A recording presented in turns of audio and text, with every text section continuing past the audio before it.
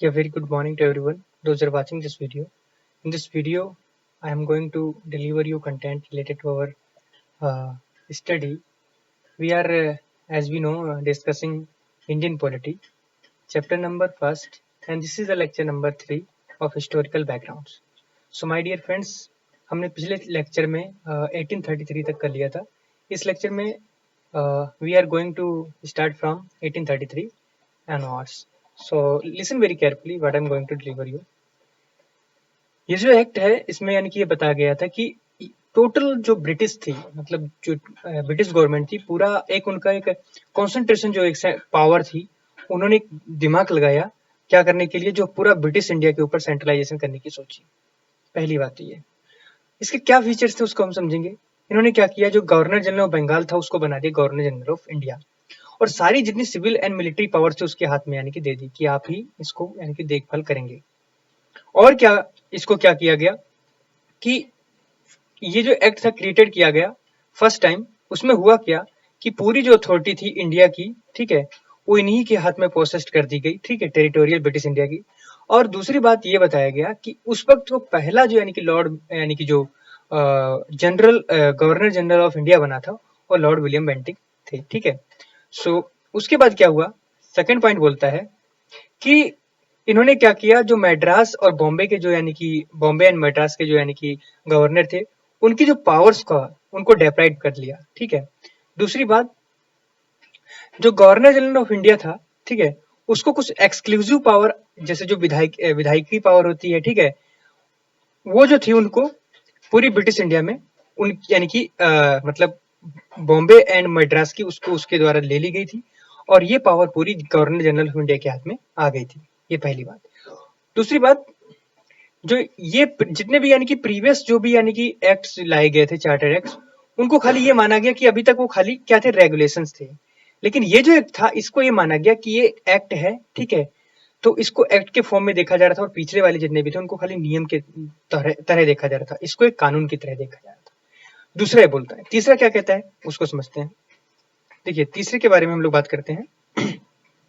इसने क्या किया कि जो ब्रिटिश जो कंपनी जो थी ईस्ट इंडिया कंपनी, उसको एक यानी कि क्या थी, उसकी जो एक्टिविटी थी कॉमर्शियल बॉडी, उसको पूरा तरीके से बंद कर दिया गया, और बोल दिया गया कि अब ये एक एडमिनिस्ट्रेटिव बॉडी है, ठीक है, जो क्या करेगी, भारत पर अपना यानी कि हुकूमत जमा कर चलेगी, और जितना भी भारत का जो कार्य होगा योर मजेस्टी हिज मजेस्टी के अंडर होगा. मतलब ये भारत एक हमारी कॉलोनी हो गई, और जितना भी कार्य होगा ब्रिटेन की जो महारानी है विक्टोरिया, जो भी है एनीवे, उनके द्वारा ये चलेगा, ठीक है. उसके बाद पॉइंट नंबर 4 क्या बोलता है. चार्टर एक्ट ऑफ 1833 वो कह रहा था, अटेम्प्ट कर रहा था इंट्रोड्यूस करने का यानी कि एक कंपटीशन, जिसमें क्या बोला गया कि इसमें सिविल सर्वेंट के लिए आप यानी कि कंपटीशन जो एग्जाम है उसमें आप बैठेंगे. लेकिन ये भी कह दिया गया कि अब तक जो इंडियंस थे उसको क्या बोला जा रहा था कि उनको बाहर रखा जा रहा था कि इस कंपटीशन में तुम्हारे लिए अलाउड नहीं है. लेकिन अब क्या हुआ, इसको बोल दिया गया नहीं, आप भी इस कंपटीशन में आ सकते हो, और इस एम्प्लॉयमेंट को के जरिए से आप भी एक जॉब यानी कि एक एडमिनिस्ट्रेटिव जॉब जो है उसे आप पा सकते हो, ठीक है. दूसरी बात, ये जो प्रोविजन था वो नेकेड कर दिया गया बाद में, किसके द्वारा, कोर्ट ऑफ डायरेक्टर्स के द्वारा, ठीक है. उसके बाद आता है हमारा चार्टर एक्ट ऑफ 1853.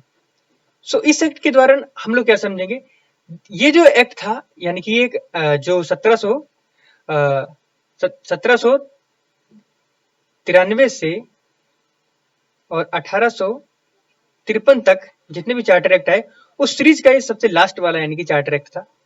इसमें बताया गया कि ये पास किया गया था किसके द्वारा, ब्रिटिश पार्लियामेंट के द्वारा, ठीक है.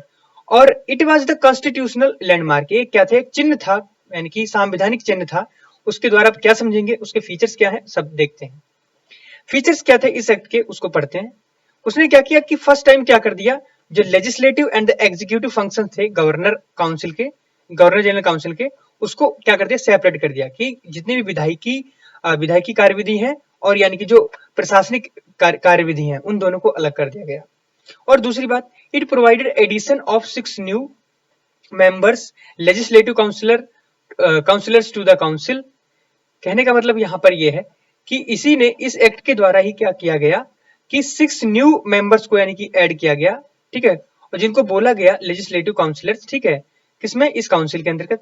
दूसरे शब्दों में अगर कहा जाए तो ये क्या था, ये सेपरेट कर रहे थे गवर्नर जनरल लेजिस्लेटिव काउंसिल, विच जो बाद में जाना गया इंडियन लेजिस्लेटिव काउंसिल, ठीक है।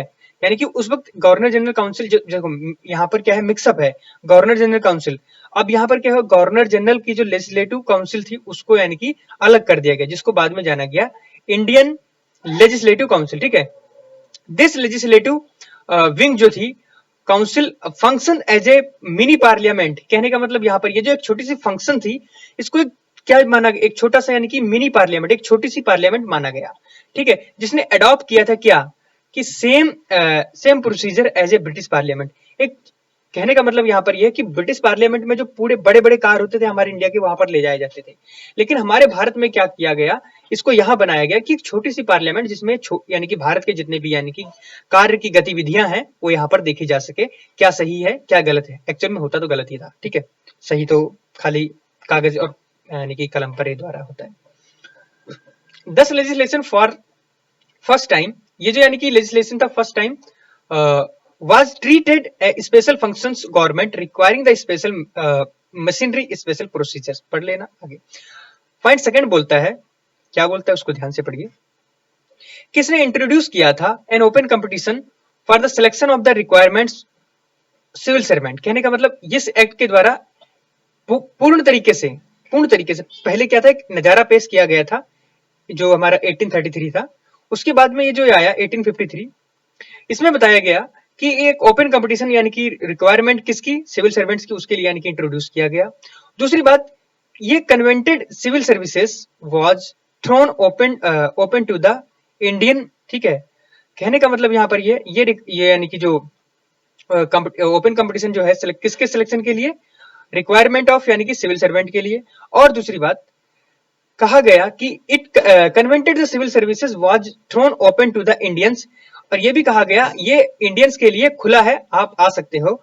अकॉर्डिंग टू मैकाले कमेटी के द्वारा अगर बताया जाए तो Indian civil servant was appointed, यानी कि जो इंडियन सिविल सर्वेंट थे उनको अपॉइंट किया गया कब, 1854 में। यानी कि जिन्होंने इस एक्ट के द्वारा यानी कि जो पारित कहानी आई थी, उस कहानी के द्वारा अगर कहा जाए तो जो कार्य पूर्ण तरीके से लागू किया गया 1854 में।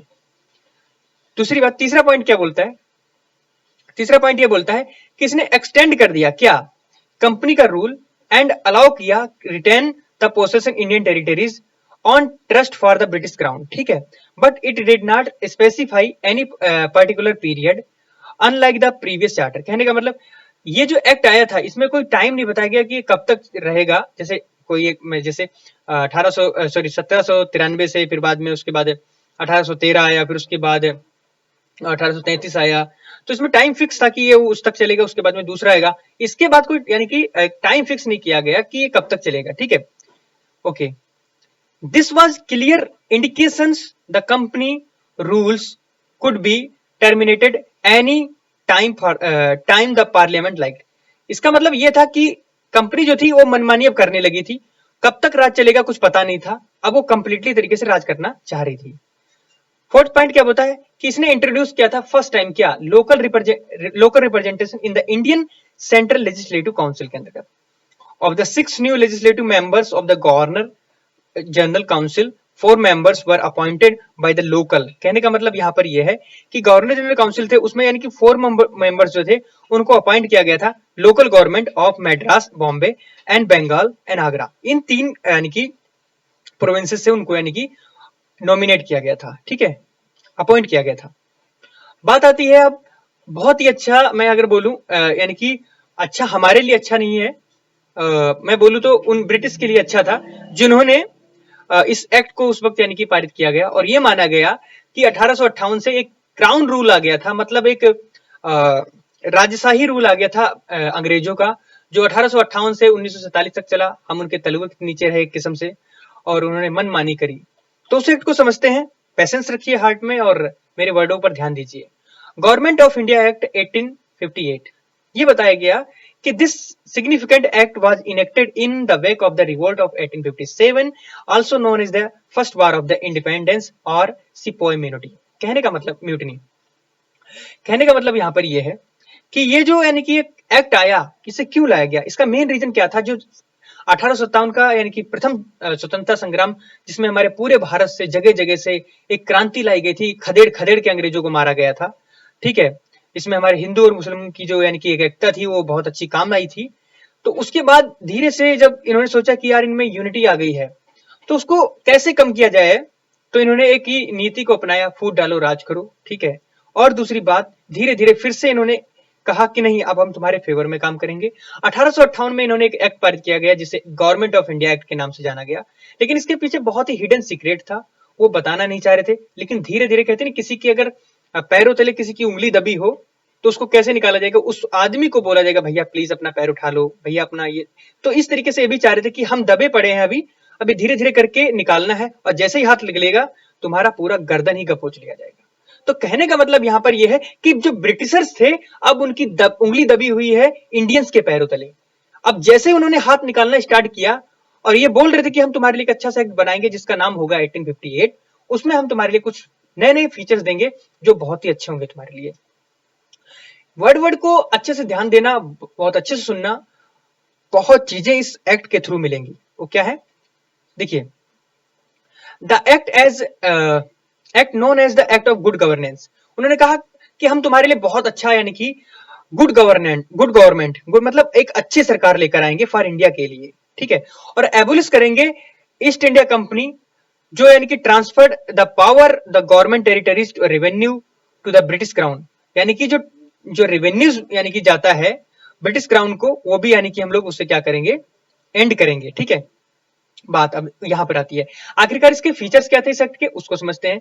फर्स्ट पॉइंट बोलता है कि it provided that India henceforth was to be governed by and in the name of the His Majesty।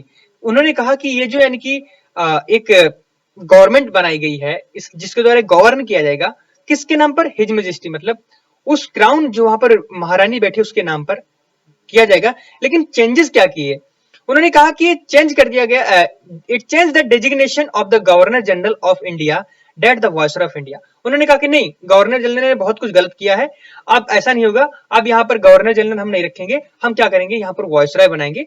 और पहला जो वॉइसरॉय बना वो कौन था, Lord Canning. Lord Canning first viceroy बने, ठीक है। उसके बाद इन्होंने कहा कि नहीं, अब जो डोवल गवर्नमेंट चल रही थी उस सिस्टम को भी हटा दिया जाए, अबोलिश कर दिया गया है। इसके द्वारा उन्होंने क्या किया, अबोलिश कर दिया, किसको, board of control and board of director दोनों को यानी कि अबोलिश कर दिया। उसके बाद इट क्रिएटेड न्यू ऑफिस, उन्होंने न्यू ऑफिस तैयार किया, किसके लिए, सेक्रेटरी ऑफ द यानी कि स्टेट फॉर इंडिया। एंड क्या क्या पूरी पावर्स जो थी, अथॉरिटी जो थी, सब उसको यानी कि दे दी, ठीक है। कंट्रोल ओवर इंडियन एडमिनिस्ट्रेशन की, आप यहां पर रहो, इसको अच्छे से राज करो, सही से चलाओ, ठीक है। Sorry, the secretary of the states was member of the British cabinet, यानी कहने का मतलब यहां पर यह है, जो सेक्रेटरी जो था उसको यह भी बोला गया कि आप सेक्रेटरी तो है ही हो ही, लेकिन आप ब्रिटिश कैबिनेट के क्या हो, एक मेंबर हो, और रिस्पॉन्सिबल हो किसके लिए, अल्टीमेट जो ब्रिटिश पार्लियामेंट है उसके लिए, जो भी यहां होगा उस और पार्लियामेंट में उसे रिस्पॉन्सिबल मतलब तुम माने जाओगे, जो भी यहां होगा उसकी रिस्पॉन्सिबिलिटी तुम्हारे हाथ में है, जवाबदेही तुम्हारे हाथ में है, पार्लियामेंट में अगर कोई क्वेश्चन उठाएगा तो उसके लिए तुम जिम्मेदार हो, ये बोला गया, ठीक है। बाद में बात करते हैं आगे की।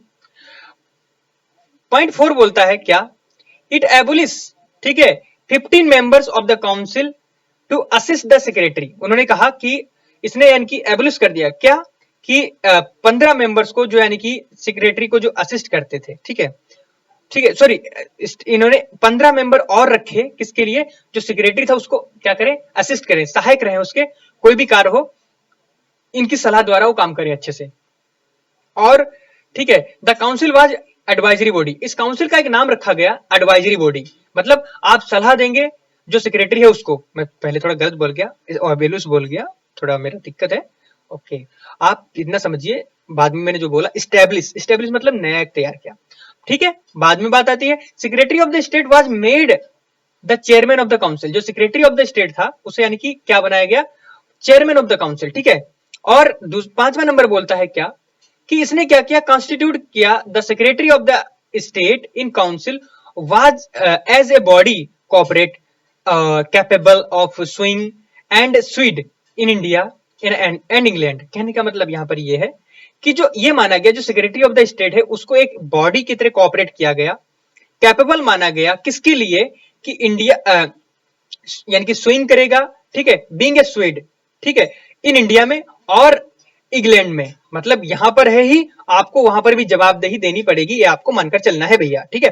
उसके बाद the act of 1858 was however largely confined improvement of the administrative machinery by which Indian government was to be supervised and controlled in England। कहने का मतलब यहां पर यह है कि यह भी माना गया कि 1858 में जो यानी कि लार्जली कन्फाइंड किया गया था, कि इंप्रूवमेंट लाया गया था एडमिनिस्ट्रेशन मशीनरी के अंदर, कि एडमिनिस्ट्रेशन में जो यानी कि परिवर्तन लाया गया था, जो क्या था, बाय विच इंडियन गवर्नमेंट जो थी सुपरवाइज की गई, ठीक है, एंड कंट्रोल इन इंग्लैंड, यानी कि इंग्लैंड के द्वारा उसके यानी कि मतलब कहने का मतलब यहाँ पर 1857 में संग्राम हो क्या हुआ, मुंह तोड़ जवाब दिया गया अंग्रेजों को।